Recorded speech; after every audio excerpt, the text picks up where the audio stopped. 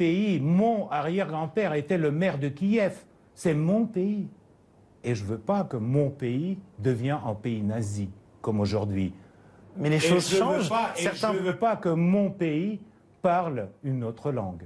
Et je ne veux pas que mon pays sera en base de l'OTAN pour les missiles contre mon pays. Et je ne veux pas que mon pays, Ukraine, restera sous la dictature des pays occidentaux et de l'OTAN. L'Ukraine n'existera jamais dans les frontières qu'il y avait avant la guerre. Point. N'existera jamais. Pour nous, c'est une question existentielle. Et on ne va pas arrêter. On ne va pas retirer les troupes. On ne va pas faire semblant qu'on est... on ne croit pas, on ne croit plus aux accords avec les Européens, on ne croit plus aux accords avec les Américains.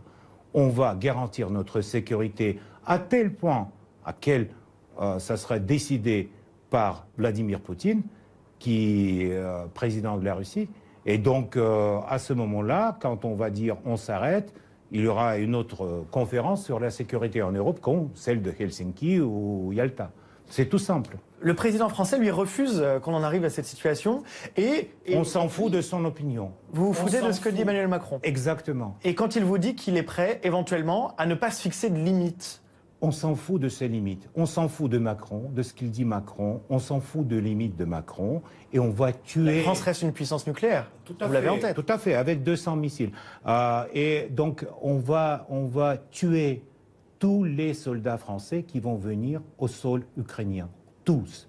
Parce qu'aujourd'hui, il y en a, durant le conflit en Ukraine, 13 000 mercenaires, dont 367 Français, et dont 147 ont déjà